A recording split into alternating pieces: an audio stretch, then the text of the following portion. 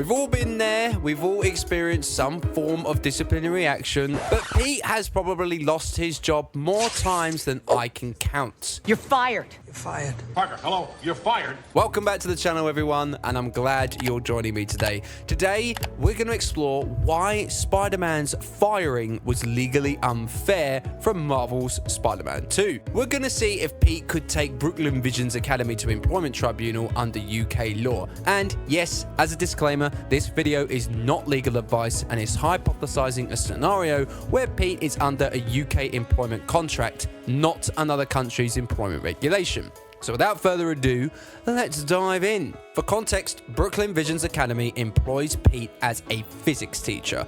Now, from the game's opening sequence, very awkward introduction, let's be honest, because of course, I'm here!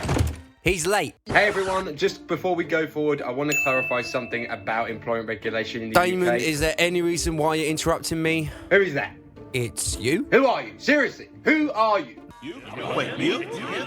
And why do you sound like me? Just get off the screen, man! Bro, I'm trying to grow your channel and engage your audience. You ain't doing it. Go. We'll have to pick this up later. Is this relatable? Of course, but acceptable? Not really. And if it's your first day on the job. Even if you save the city again and again and again. Again and again.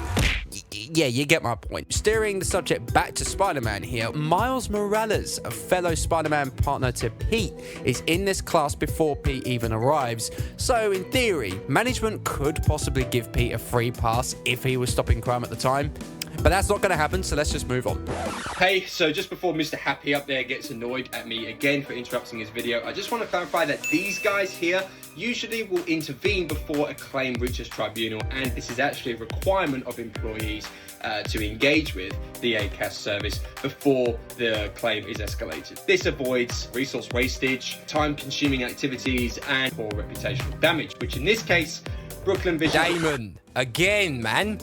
Bro, come on, man. I'm just trying to inform your audience again. Right, get off the screen, please, yeah? Yes, but... I'm very sorry about him. He is very annoying. Now, let's be clear. Pete and Miles are more than teacher and student. They're superhero partners, bros, co-workers in capes. But unfortunately, to the school, this looks like a freelance tutor relationship, a non-disclosed personal connection with a minor, and a safeguarding concern under UK education guidelines. You know, because we haven't seen much of this action already. Great. With all of that considered, this is really off to a bad start for Pete. You have no idea. And unfortunately for him, it gets even worse. But before we explore what Pete could do to get justice for his firing, we're going to explore how employment tribunals work, and in this case, unfair dismissal claims in particular. Unfair dismissal occurs when an employer does not follow a fair and reasonable process. For context, there are only 5 potentially fair reasons for dismissal under the Employment Rights Act 1996. These are conduct, capability or qualifications, redundancy, a statutory ban that prohibits the employee from working, and some other substantial reason, or SOSR. Now, do bear in mind that SOSR can only be determined by an employment law judge, and it's probably not wise to rely on this if you're dismissing an employee, by the way. Pete gets none of that. So he's booted by Principal Evans on the spot, and the tribunal's verdict here would be procedurally unfair dismissal. But why? So there's a few things to consider here. The first is a lack of investigation.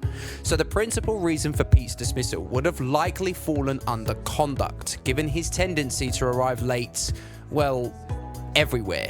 Sorry we're late. Come on, Pete, man. This is your girlfriend who almost got obliterated by some mad henchman with steroids, and that's what you say? We need to give you some relationship advice, man. So this would mean that under usual employment protections and obligations that we outlined earlier, that Brooklyn Visions, or in this case Principal Evans, should have conducted an investigation process. So for context, this would include the following: a formal notice to Peter of the alleged misconduct, notice that he is being placed under formal investigation, a meeting involving Pete giving him the opportunity to present his defense, but let's be honest, he wouldn't arrive on time for that. And then finally, a full disciplinary hearing where he would have certain rights, such as being accompanied by a trade union representative or a work colleague. Maybe Miles could give it to him straight, I don't know. But given the lack of a formal investigation, tribunals would certainly flag this as an unfair and insufficient process. In essence, to ensure that you are thorough, it is best you document everything and every step that you take, as if an employee did take this to tribunal, this would be your audit trail to present your defense. The next thing is impartiality and unfair treatment. So where Principal Evans was the one who witnessed, evaluated, and made the decision on Pete's dismissal, this is certainly going to displease employment tribunals. Guess your boss needs better aim. Pete being fired on the spot may risk claims of unfair treatment and discrimination. Let's get real here for a second. Could Pete qualify as having a disability under Section 6 of the Equality Act 2010? So before I go any further, it's important to note that while I mentioned earlier that employees must have 2 years service to make an unfair dismissal claim, this gets thrown out the window if their dismissal is automatically unfair. And you guessed it, if an employee has a disability and the employer disregarded that entirely, they've got a huge problem on their hands. Let's break this down. To qualify for a disability, employees must have a long-term physical impairment that has an adverse impact on their ability to partake in day-to-day activities. In context of Pete, his impairment, superhuman strength and senses, overstimulation, check. Long-term impact, he's been Spider-Man for 10 years and it's permanent, check. Adverse impact on day-to-day life, broken relationships, job instability, awful work-life balance, check.